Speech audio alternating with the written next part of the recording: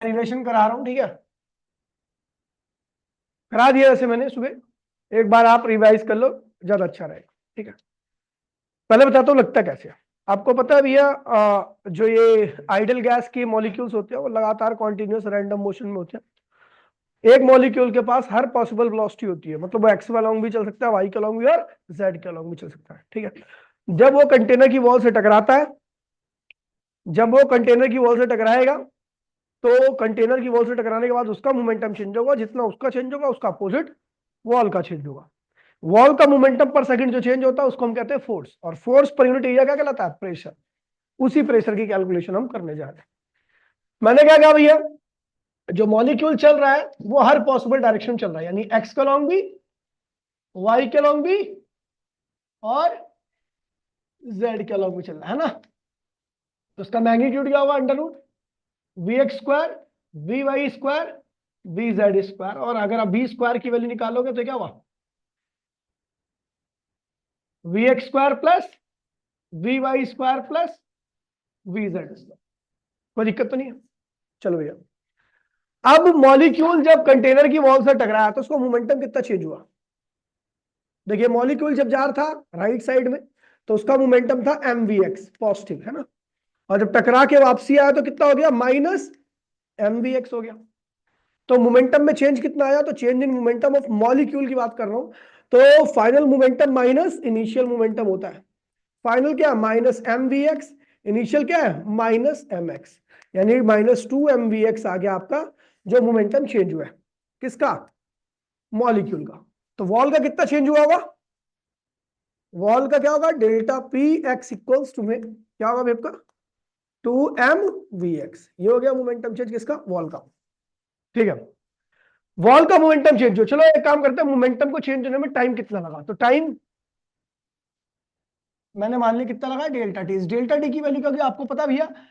Delta T क्या होता है? दो कोलिजन के बीच का टाइम। दो कोलिजन कब होगा? मान लीजिए मॉलिक्यूल यहां पे चला तो कितना डिस्टेंस ट्रेवल किया इसने? पहला कोलिजन यहां पे हुआ, फिर मॉलिक्यूल यहां पर आया तो कितना डिस्टेंस ट्रेवल किया इसने? L।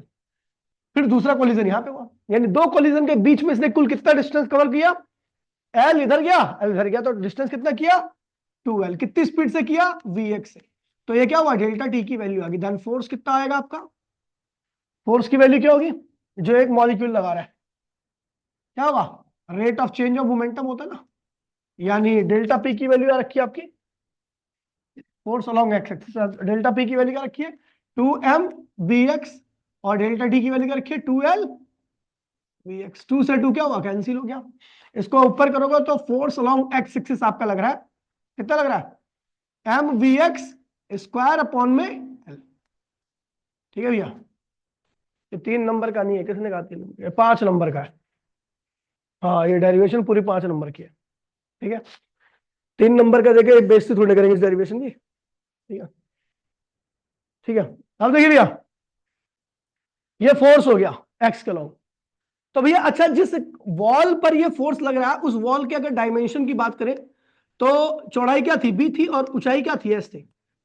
तो उसके ऊपर जो फोर्स लग रहा है वो इतना है, तो प्रेशर कितना लगेगा? एक्स के लॉन्ग। तो फोर्स अपॉन में एरिया। फोर्स कितना लग रहा है बेटा? M V X square upon में एल। एरिया कितना? लंबाई गुणे में चढ़ी, यानी बी इंटू में एच। सॉल्व करोगे तो प्रेशर पी एक्स की वैल्यू कितनी आ गई? M V X square upon में क्या हुआ? एल बी एच, यानी वॉल्यूम हो गया है ना, बोलो हाँ। ये हो गया एक्स के लॉन्ग। ऐसे ही प्रेशर किसके लॉन्ग लगेगा? वाई के लॉन्ग, है ना। हर पॉसिबल डायरेक्शन में वेलोसिटी है तो हर पॉसिबल डायरेक्शन में कोलिजन होगा। हर पॉसिबल डायरेक्शन में कोलिजन होगा तो हर पॉसिबल डायरेक्शन में क्या होगा? प्रेशर भी लगेगा। तो एम वी वाई हो गया वॉल्यूम, और प्रेशर लॉन्ग जेड एक्सिस कितना लगेगा? एम वी जेड अपॉन में वॉल्यूम। तो ये तो हर डायरेक्शन में प्रेशर लग रहा है। जो एवरेज प्रेशर है उसकी वैल्यू देखते हैं भैया। यहां पर जरा मैं इसको थोड़ा मिनिमाइज कर रहा हूं, फिर करेंगे आगे।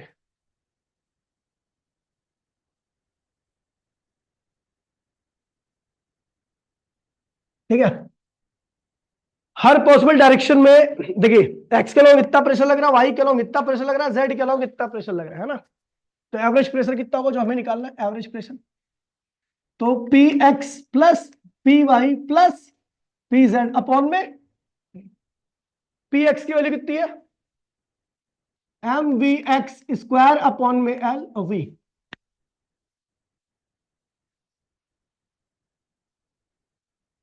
ठीक है, क्या है अपॉन में वी, ये क्या होगा mvy² अपॉन में वॉल्यूम, और mvz² अपॉन में वॉल्यूम।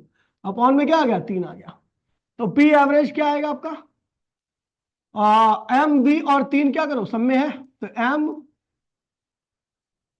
अपॉन में वी बाहर आ गया और नीचे 3 ये आ गया, अंदर क्या बचेगा vx² vy² प्लस vz²। अब ये किसकी वैल्यू है, इसकी वैल्यू क्या है v²।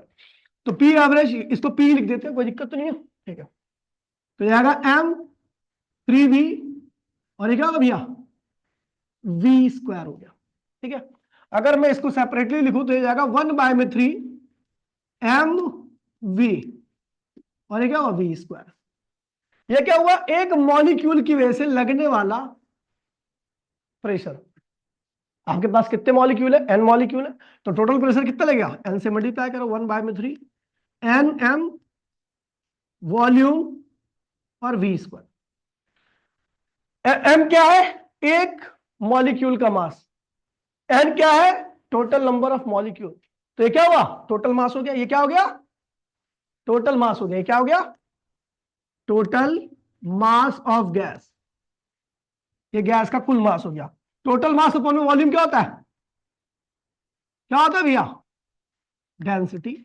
ये आ गया आपके प्रेशर का फॉर्मूला। 1 मिनट के अंदर फटाफट जल्दी से कर लो, जल्दी से 1 मिनट के अंदर कर लो। ठीक है, पूरी डेरिवेशन कर ली। अब इस डेरिवेशन के ऊपर बहुत सारे रिजल्ट्स है, वो आने वाले हैं। ठीक है, मैंने कहा था पढ़ा था उसमें, ये करा दिया था।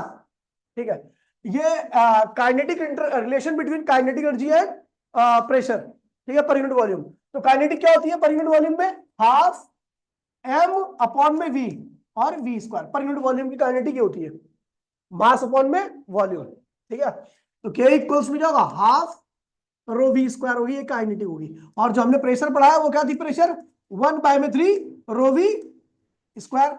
दोनों को डिवाइड कीजिए भाई, प्लीज बोलिए मत। 1/2 रो v² और ये क्या था 1/3 रो v²। ये और ये क्या हुआ कैंसिल हो गया। k अपॉन में p इक्वल्स टू में क्या आ गया आपका 3/2। तो k क्या आ गया आपका, k क्या हो गया आपका 3/2 p लिख लो, या फिर p इक्वल्स टू में ये हो जाएगा 2/3k।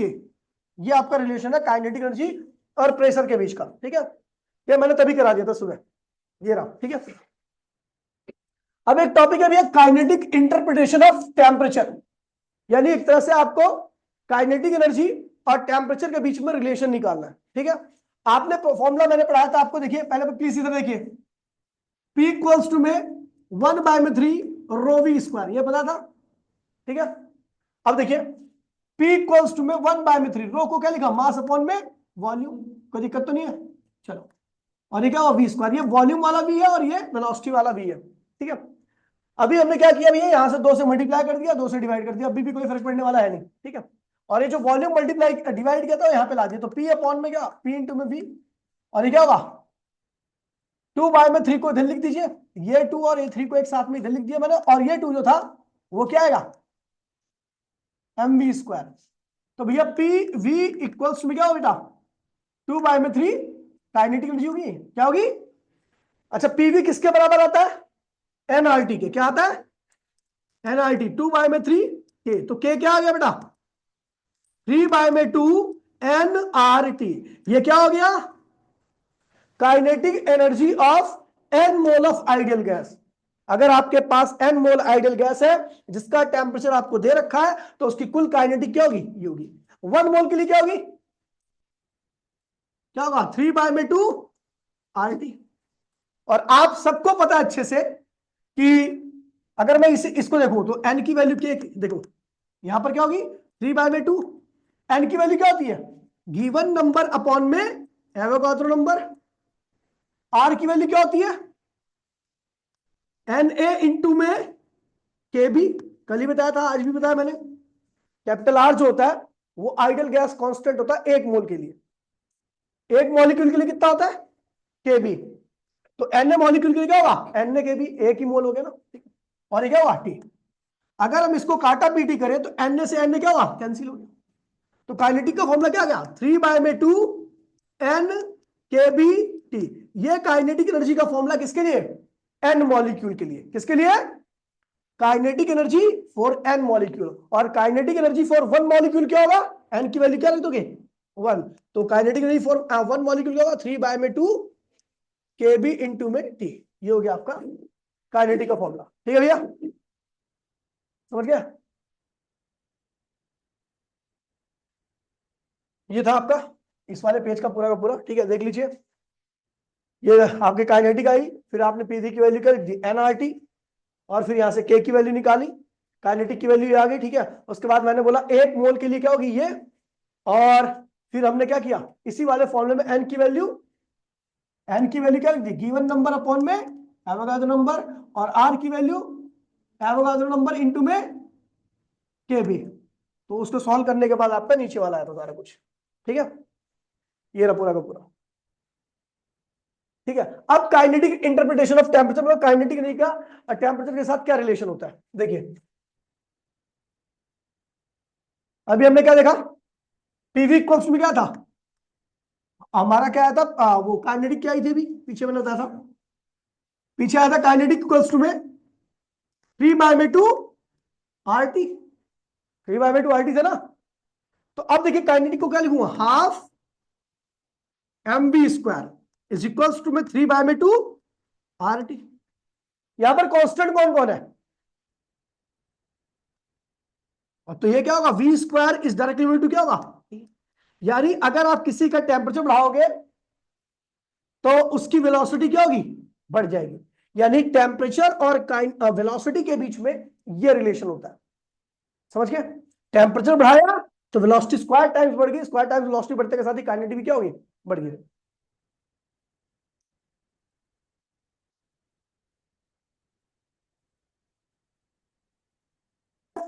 तो हमने देख लिया भैया वी स्क्वायर क्या है, टेम्परेचर के क्या है, डायरेक्टली आ गया। ये ध्यान रखना, काफी इंपोर्टेंट रिलेशन है। ठीक है, यहां पर भी वो बता रखा है, और आपको बता रखा है भैया कि अगर टेम्परेचर 0 हो जाएगा तो वेलोसिटी भी क्या होगी, तो कोई भी मॉलिक्यूल कोई भी एटम रहेगा उसकी काइनेटिक भी क्या होगी, खत्म हो जाएगी, किसी प्रकार की कोई काइनेटिक उसके पास नहीं रहेगी। यहां पे लिखा हुआ है at 0 kelvin all molecules motion है भैया, मॉलिक्यूलर मोशन क्या होगी भैया, स्टॉप हो जाएगी। अब यहां पे कुछ क्वेश्चंस है, उसे ध्यान दीजिए भैया। क्या कह रहा है, कैलकुलेट द आरएमएस। देखिए एक्चुअल में जो मैं काइनेटिक एनर्जी में यहाँ पे वेलोसिटी का इस्तेमाल कर रहा हूं ना, वो एक्चुअल में आरएमएस स्पीड है। क्या है वो, तो इतना ध्यान रखना, वहां पर कोई आरएमएस अलग से यूज नहीं किया गया word, root mean square value. ठीक है, calculate the RMS velocity of air molecule at STP पे निकालनी है। डेंसिटी आपको कितनी रखी है, 1.29, 1.3 यूज कर लो, कोई दिक्कत नहीं। आपको क्या निकालना है, आरएमएस स्पीड निकालनी है। क्या निकालनी है, तो बेटा आपको पता है फॉर्मूला भी हमने ड्राइव किया था, कोई दिक्कत तो नहीं है। डेंसिटी आपको इधर रखी है, एसटीपी पे प्रेशर की जो वैल्यू होती है आपको बता दूं, वो 1 एटीएम होता है। क्या होता है, वन, ये आपको पता है 1 एटीएम, 1 एटीएम को पास्कल में चेंज करोगे तो 1.03 इंटू 10⁵ पास्कल आ जाएगा। डेंसिटी आपको रखी है 1.3 ले लो, इसको कोई दिक्कत नहीं है। यहां से आपकी वी की वैल्यू निकालनी है, इसी को क्या कहते हैं भैया, वी आरएमएस। आगे आंसर 482.24 मीटर पर सेकेंड। ठीक है, आगे बढ़े, देखिए अगला क्या कह रहा है, calculate the kinetic energy of, कितने का निकालना है, 1 मोल का, किसका, आर्गन का। कितने पे, इसको केल्विन में चेंज कर लेना, ये 127 डिग्री होता है, वो वहां पर जो टेम्परेचर यूज करते हो किसमें करते हैं, केल्विन में। ठीक है, बोल्ट्जमैन कांस्टेंट की वैल्यू यहां पर जरूरत नहीं है इस क्वेश्चन में। ठीक है, तो आपको पता है 1 मोल आइडियल गैस की काइनेटिक क्या होती है, अभी बताता, 3/2 आर टी, 3/2 आर की वैल्यू क्या होती है बेटा, 8.13 होती ना, चलो, और टेम्परेचर कितना है 127 प्लस 273, ये केल्विन में चेंज हो गया आपका। सॉल्व करोगे आपका आंसर आएगा, इसकी आवश्यकता नहीं। अगर दूसरे मेथड से करना चाहते हो तो भी कोई दिक्कत नहीं है। आपको काइनेटिक क्या होती है आपको पता ही है, काइनेटिक क्या होती है, ये रहा। अच्छा, नंबर ऑफ मॉलिक्यूल तो रखे क्या, अच्छा 1 मोल है ना, 1 मोल के लिए तो सीधा आप ये लगा सकते हो, वरना अगर ये लगाओगे ना तो ये में क्या होगा, इसमें देखिए 3/2 के बी इंटू में Na, देखिए 1 मोल है ना, 1 मोल है, तो यहां पर जो n रहेगा ना उसकी वैल्यू Na के बराबर आएगी। अगर 1 मोल रखोगे, देखिए 1 मोल के लिए तो डायरेक्ट फॉर्मूला ये होता है अपना, कोई दिक्कत नहीं है। लेकिन आपको पता है आर को हम क्या लिखते हैं, केबी इंटू में एन लिखते हैं। तो अगर एक ही मोल है तो भैया हम एन को सीधा जो नंबर होता है पीछे जो मैंने फॉर्मूला निकालता है एन मॉलिक्यूल का, उसकी जगह पे एक ही लगाते हैं, सीधा यही वाला फॉर्मूला। जब 1 मोल दे रखा होगा तो ये लगाओगे, 2 मोल रखा होगा तो 2 से मल्टीप्लाई कर दो, 3 मोल होगा तो, समझ गए, मोल के लिए सीधा आपको ये यूज करना है और कुछ नहीं यूज करना, ये मत करना, ये बुक में ऐसे दे रखा है, ठीक है। आगे बढ़ते भैया, कैलकुलेट द, क्या लिखा है, कैलकुलेट द काइनेटिक एनर्जी पर मॉलिक्यूल, एक हर मॉलिक्यूल की निकाल। अब देखो पर मॉलिक्यूल की काइनेटिक निकालनी है, तो पर मॉलिक्यूल की, देखिए पर मोल की निकालनी है, पर मॉलिक्यूल की निकालनी है, तो पर मॉलिक्यूल की काइनेटिक क्या होती है, 2/3 kBT, क्या होती है। अब देखिए टेम्परेचर देखा आपको 127, बोल्ट्जमैन कांस्टेंट की वैल्यू रखी है, यहां रखो वैल्यू, आंसर आ गया। टेम्परेचर किस में रख कर देना, केल्विन में, ठीक है भैया, आ गया आंसर। इसका है हटा, सीधा यहाँ पे आंसर आएगा, करने की आवश्यकता नहीं है, सब ये सब फालतू की चीज है, ठीक है, सीधा ये फॉर्म लगा दो।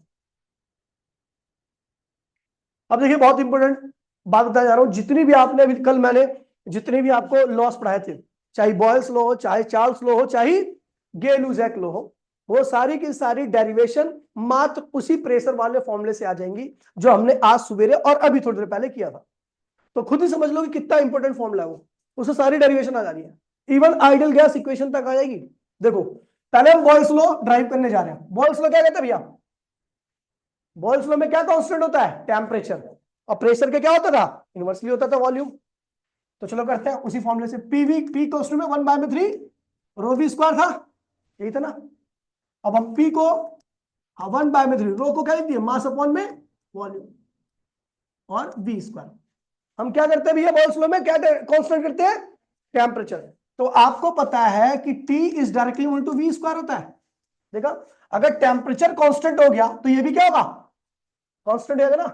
T कांस्टेंट करते के साथ ही उस पर डिपेंडेंट जो टर्म है वो भी क्या होगी, कांस्टेंट जाएगी, वी स्क्वायर भी क्या होगा, कांस्टेंट जाएगा। अब देखिए इस भी को धरना, तो पीवी 1/3 एम वी स्क्वायर, 1/3 क्या है, कांस्टेंट, मास क्या है, कांस्टेंट, टेम्परेचर कांस्टेंट करने की वजह से ये भी क्या हो गया, तो ये पूरी टर्म क्या आ गई, कांस्टेंट। ये क्या आ गया, पीवी इक्वल्स टू में के, क्या आ गया, बॉयल्स लॉ, क्या आ गया, चार्ल्स लॉ। देखिए पी इक्वल्स टू में 1/3 रो वी स्क्वायर, पता ना ये होता है।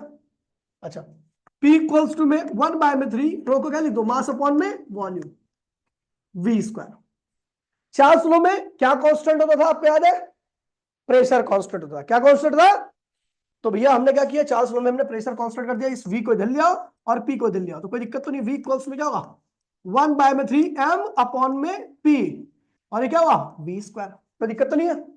1/3 क्या है, मास क्या है, और चार्ल्स लॉ में प्रेशर भी क्या होता है, तो V जो है वॉल्यूम जो है किसका डायरेक्टली है, वी स्क्वायर के, और वी स्क्वायर किसका डायरेक्टली होता है, ठीक है, तो V is directly equal to क्या आ गया, यही तो है चार्ल्स लॉ, यही ना चार्ल्स लॉ।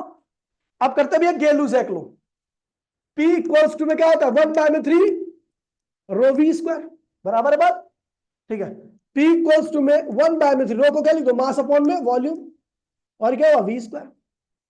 देखिए गे-लुजैक लॉ में वॉल्यूम आप कांस्टेंट करते थे, क्या करते थे, 1/3 क्या है, मास क्या है, वॉल्यूम भी क्या कर दिया, तो P किसके डायरेक्टली है और V किसके डायरेक्टली है, तो P is directly equal to क्या आ गया ना भैया, गे-लुजैक लॉ, सारे लॉज ड्राइव करते हैं, ठीक है।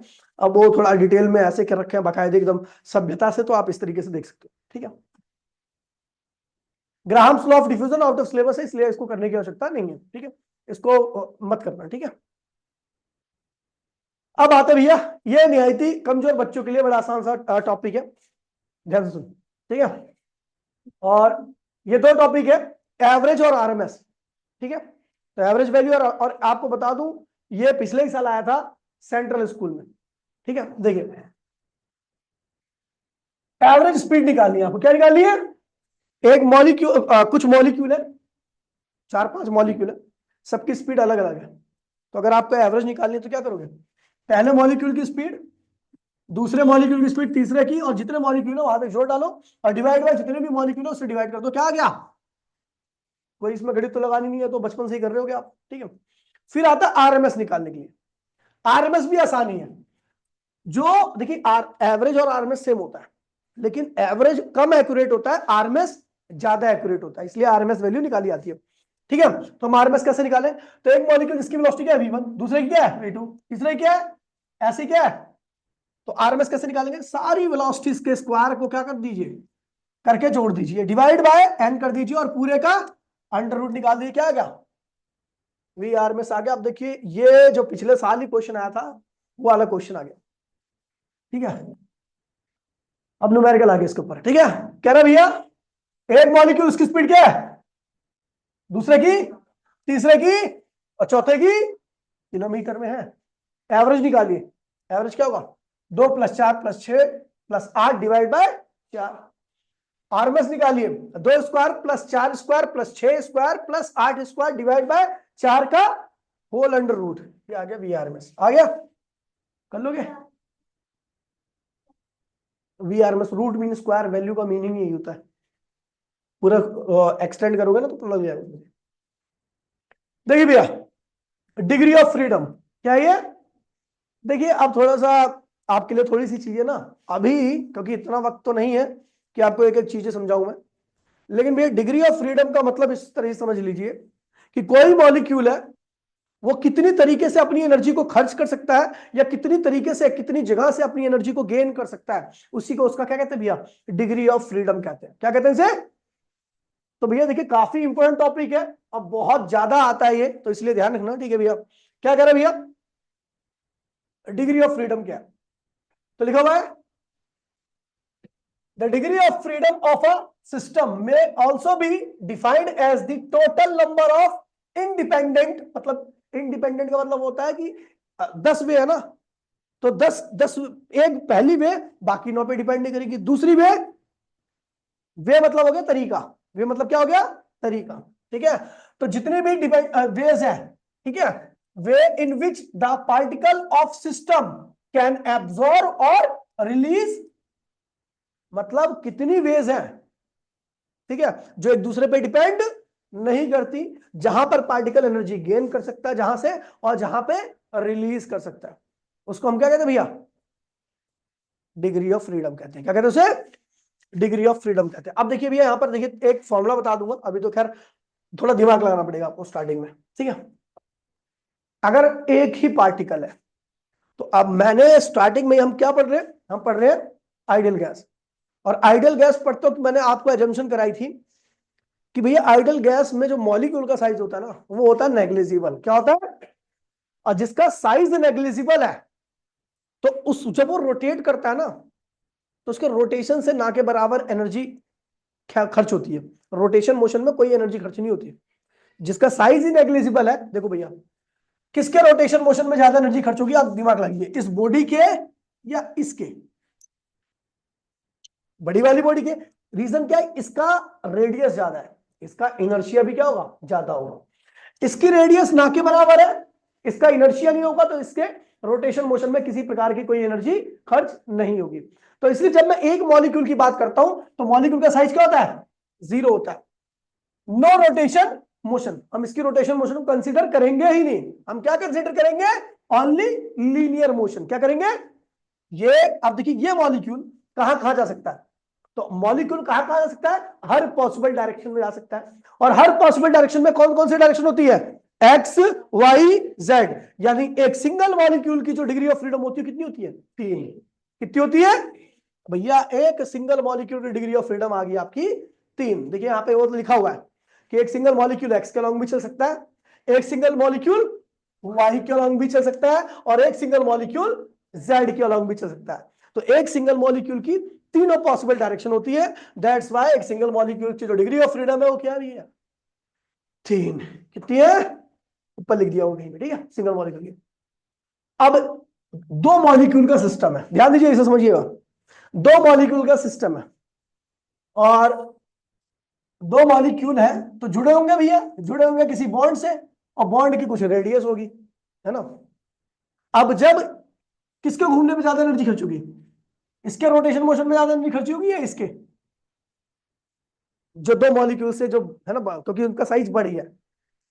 तो अब देखिए भैया, ये रखा हुआ है इस तरीके से, ध्यान दीजिएगा भैया, समझने वाली बात है, जिसकी नजर हटी दुर्घटना घटी, कुछ नहीं आएगा समझ में। ये है वाई एक्सिस, ये है एक्स एक्सिस, और ये क्या है? Z axis. ये मॉलिक्यूल इस तरीके से रखा है। अब देखिए, अगर ये सिस्टम ऐसे रोटेट करे एक्स के लॉन्ग, तो आपको पता लगेगा ये रोटेट कर रहा है।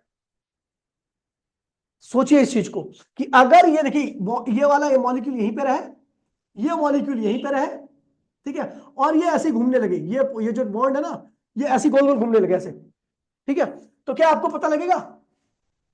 यानी जब मॉलिक्यूल इस तरीके से घूमेगा, दो डाई मॉलिक्यूलर एटम जो होगा, जिसमें दो एटम होंगे जिस मॉलिक्यूल में, वो जब जिस एक्सिस के अलॉन्ग रखा है, अगर उसके अलॉन्ग ही घूमेगा, तो उसको घूमने से उस एक्सिस के कोई एनर्जी का लॉस नहीं होगा। मतलब यहां पर आपकी एनर्जी, एक्स के अलॉन्ग एनर्जी कितनी होगी? जीरो। किसी प्रकार की एनर्जी नहीं रिलीज हो रही, ना यूज हो रही है। अच्छा, ये मॉलिक्यूल जब ऐसे घूमेगा, तो वाई एक्सिस में आपको दिखेगा भैया, ऐसे घूमेगा, घूम रहा ना। अब वाई एक्सिस के अलॉन्ग देखो, वाई एक्सिस है, अब इसको लेकर के वाई एक्सिस पे घूमे, मतलब ऐसे घूमे, मतलब ये वाला पॉइंट इधर घूम के आया, ये वाला इधर घूम गया, तो आपको दिखेगा, है ना, दिखेगा। आपको दिखेगा भाई कोई बड़ी चीज घूम रही है, बड़ी चीज घूम रही है, तो भैया एनर्जी यूज होगी, यानी वाई के अलॉन्ग एनर्जी यूज होगी, ठीक है। अब ये एक्सिस जो है आपका, ये किसके अलॉन्ग घूमे भैया? जेड के अलॉन्ग, ऐसे घूमे, ऐसे में, ऐसे घूमे, तब भी दिखेगा आपको। इस चीज को समझिए, देखिए मैं आपको, देखिए इधर देखिए, अगर ये देखिए, ये पेन है, अब ऑनलाइन वालों को तो भैया मैं गारंटी नहीं ले सकता, ठीक है, क्योंकि समझने में आएगा नहीं। ये पेन है, ये किसके लॉन्ग रखा है? अभी एक्स एक्सिस के लॉन्ग रखा हुआ है। अगर मैं इसको ऐसे घुमा रहा हूं तो आपको पता लग रहा है? केवल एक ढक्कन घूम रहा होगा तभी पता लगेगा, बाकी अगर ऐसे घुमाओ तो आपको पता भी नहीं लगेगा कि घूम रहा नहीं घूम रहा, यानी घूम नहीं रहा, एक तरह से एक्स के लॉन्ग एनर्जी यूज ही नहीं होगी। लेकिन अगर मैं इसको ऐसे घुमाऊं तो यूज हो रही है, आपको दिख रहा है किसके लॉन्ग घूम रहा है? वाई एक्सिस के लॉन्ग। और अगर मैं इसके ऐसे घुमाऊं, किसके लॉन्ग घूम रहा है? ये घूम रहा है, ठीक है। ये ऐसे जाए तो आपको दिखेगा साफ साफ, ये ऐसे जाए तो दिखेगा, ये ऐसे जाए तो भी दिखेगा। मतलब यहां पर एनर्जी रिलीज करने की 5 वे है। एक्स के लॉन्ग घूमे तो कोई एनर्जी रिलीज नहीं हो रही, वाई के लॉन्ग घूम रहा है तो एनर्जी यूज हो रही है, जेड के लॉन्ग घूम रहा है तो भी एनर्जी यूज हो रही है। और ये तो होगी रोटेशन मोशन। ये क्या होगी? आपको पता है ये मॉलिक्यूल लीनियर मोशन भी कर सकता है, एक्स के लॉन्ग चल सकता है, वाई के लॉन्ग जा सकता है, और जेड के लॉन्ग भी जा सकता है। यानी इसके पास कुल कितनी डिग्री ऑफ फ्रीडम है? 5। यानी डाई एटॉमिक मॉलिक्यूल के पास कितनी डिग्री ऑफ फ्रीडम होती है? अब जिसको मान लो ये चीज समझ में नहीं आ रही, और जिसको समझ में आ गई तो बहुत अच्छी बात है, जिसको नहीं समझ में आई तो उसके लिए एक सिंपल एक फॉर्मूला होता है। फॉर्मूले में डालो मॉलिक्यूल की संख्या, बायो वाले को ज्यादा दिमाग नहीं लगाना, पहले बता रहा हूं, ठीक है। थोड़ा अगर जिसको अभी समझ में आ गया भाई, बायो वाला हो चाहे मैथ वाला हो, बहुत बढ़िया बात है। जिसको नहीं समझ में आया तो इसमें उदास होने की कोई जरूरत नहीं है, ठीक है।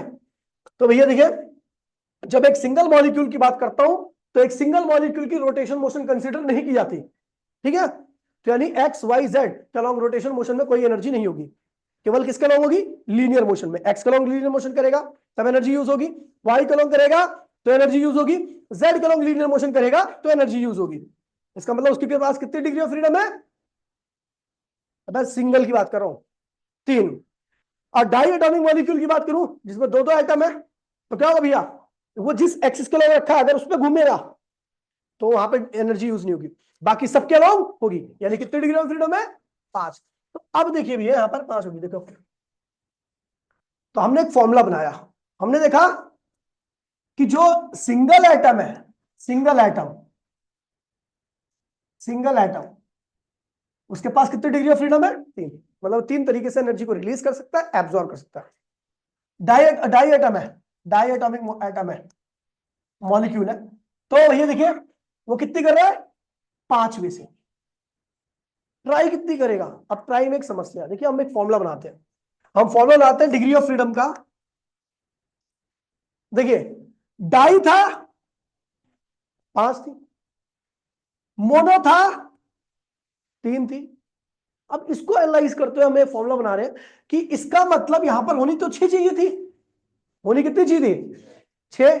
लेकिन एक कम होगी। अब क्या हुआ कि हमने फॉर्मूला बनाया 3 इंटू में n minus number of relation. Relation मतलब बॉन्ड, रिलेशन मतलब मोनो में अगर मैं एक एटम की बात करूं तो क्या एक एटम में किसी प्रकार का बॉन्ड होता है? नहीं होता। तो रिलेशन की वैल्यू क्या होगी? 0। एन क्या है? Number of atom. तो कितनी डिग्री ऑफ फ्रीडम होगी? 3। रख दो। चलो डाई में देखो, डाई में भैया देखिए दो एटम को जोड़ने के लिए कितने रिलेशन होते हैं? एक। तो 3 2 और रिलेशन कितने हैं? कितनी आ गई डिग्री ऑफ फ्रीडम? 5। इस तरीके से ये फॉर्मूला बन गया आपका डिग्री ऑफ फ्रीडम का। समझ गया? जिसको नहीं याद होता भैया किसमें कितनी डिग्री ऑफ फ्रीडम है तो भैया ये रहना। बाकी मैंने आपको समझाने की कोशिश की, ठीक है। इतना सारा टाइम नहीं है कि मैं सारी चीजों को एक्सप्लेन करूं, ठीक है। बाकी मैक्सिमम चीजें मैंने कर दी, ठीक है। तो डिग्री ऑफ फ्रीडम का फॉर्मूला आपको पता लग गया, 3n minus r, where n number of atom, number of, और r क्या है? नंबर ऑफ रिलेशन मतलब बॉन्ड।